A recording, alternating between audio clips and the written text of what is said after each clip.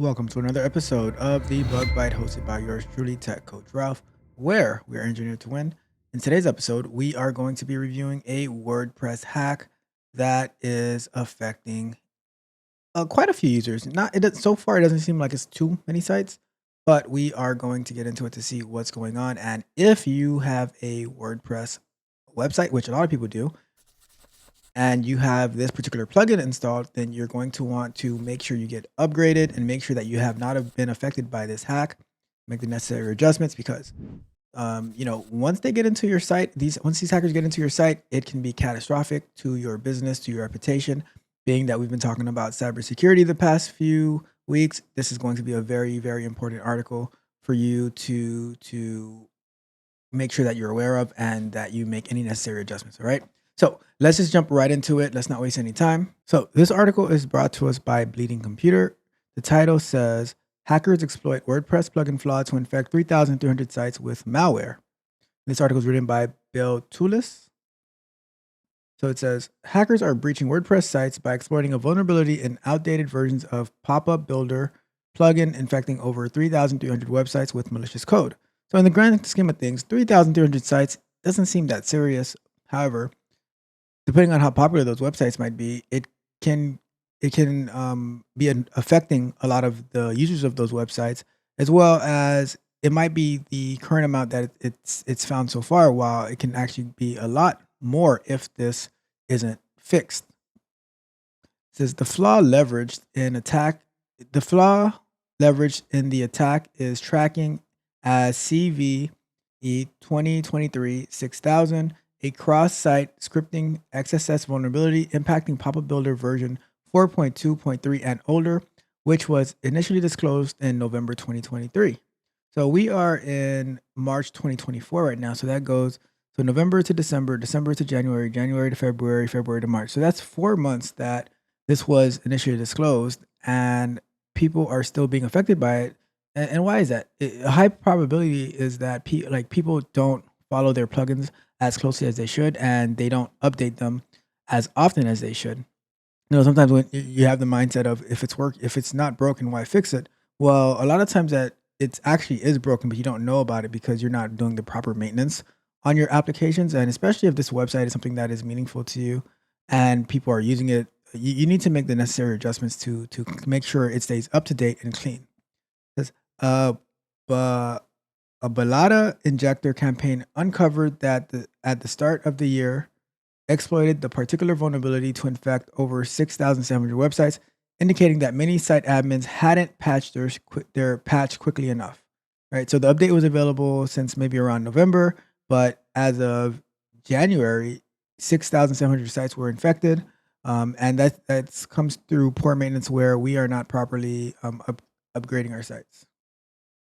It says security now reports spotting a new campaign with a notable uptick in the past 3 weeks, targeting the same vulnerability on the WordPress plugin. According to public www results, code injections linked to this latest campaign are found in about 3,329 WordPress sites, with Security's own scanner detecting 1,170 infections. So here are the injection details. The attacks infect the custom JavaScript or custom CSS section of the WordPress admin interface, while the malicious code is stored within the WP post meta database table. And this is funny because I remember back in maybe has to be more than 10 years ago, these same type of injections and hacks were happening on WordPress as well as Joomla sites and stuff like that through the custom JavaScript and the custom CSS section of the site. The primary function of the injected code is to act as an event handler for various pop-up builders for various pop-up builder plugin events such as SGPB should open, SGPB should close, will open, will close, and did close. By doing that, malicious code executes at specific actions of the plugin, like whenever a pop-up opens or closes. Security says the exact action of the code may vary, but the primary purpose of the injections appears to be redirecting visitors to infected sites to malicious destinations such as phishing pages and malware dropping sites.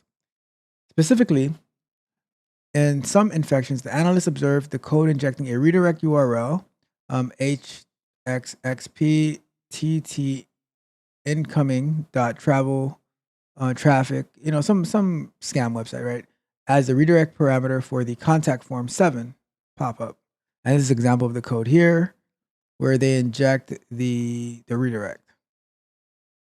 The injection above retrieves the malicious code snippet from an external source and injects it in the web page head for execution by the browser. The injection above retrieves the malicious code snippet from an external source and injects it into the web page head for execution by the browser. Practically, it is impossible for attackers to achieve a range of malicious goals through this method. But practically, it is possible for the attackers to achieve a range of malicious goals through this method, many potentially being more severe than redirections. Defending. So how do we defend against this, right? The attack originates from the domains ttincoming.traveltraffic.cc and host.cloudsonicwave.com. So blocking these two is recommended. If you're using a pop-up builder on your site, upgrade to the latest version, which is currently at 4.2.7, which addresses CVE 2023-6000 and other security problems. WordPress stats show that at least 80,000 active sites currently use the pop-up builder 4.1 and older. So the attack surface remains significant. So although it's been identified in 3,329, there are 80,000 active websites that are prone to infection, prone to this vulnerability. So, we need to do our due diligence so that we can make sure we are not putting our clients at risk. In the case of an infection, removal involves deleting malicious entries from the pop-up builder custom section and scanning for hidden backdoors to prevent reinfection. So this is a very important article that we need to protect ourselves, because when we protect our websites, so we're protecting our money, our credibility, our reputation. All of this has to do with the cybersecurity that we've been talking about in relation to governance, risk management, and compliance. We don't want to be the source of malicious code redirecting our users to a potentially harmful site. It's not safe. It's not good. So let's go back to full screen so we can wrap this up. I don't know if you're a WordPress user, but if you have your own website and if you've used WordPress and anytime in the past, you've probably seen these type of vulnerabilities. And when you log in, you'll see, okay, this needs to be upgraded. This template needs to be upgraded. You have all these plugins that need to be upgraded. Are we doing that? Are we continuing to update our plugins, staying up to date, or are we being very passive and waiting for something to happen? There's a reason that these plugins get updated, and we need to make sure that we properly patch our websites because not only does it protect ourselves and our reputation, it also protects our customers, and it can even lead to being liable for certain things that if you let's say there is your website gets hacked and it takes someone to a redirect and now they go and they weren't being aware because they trusted your website and they log in or not even they log in but they send their information and now they get hacked through your website with something that could have been prevented by you simply upgrading your plugin. So you don't want to be in that position. So you have to do the proper maintenance on your websites. We on the bug bite of last year, we looked at it and I think I was confused. It was either Experian or Equifax, one of the credit monitoring companies. They didn't upgrade their libraries and they were subject to a hack, which was pretty significant. So let's do our part and let's make sure that we clean up our websites. We keep our websites up to date. So if you have WordPress, I would highly recommend, which I'm going to do right now. I'm going to log into my WordPress account and I'm going to make sure that either I don't have this plugin, and if I do, that it's updated to the latest version. And I think you should do the same if you are using WordPress. All right. So thank you for tuning in to this episode of the Bug Bite. Hopefully that you found it helpful and informative. If you have any questions, drop me a comment just drop me a comment and I'll make sure that I answer your question or respond to your comment. And if you haven't done so yet, on your way out, do me a big favor, like the video, share the video, subscribe to the channel. hit the notification bell so you can know every time that we go live. All right. On that note, thank you for tuning in. This is Tech Coach Ralph, and we are out.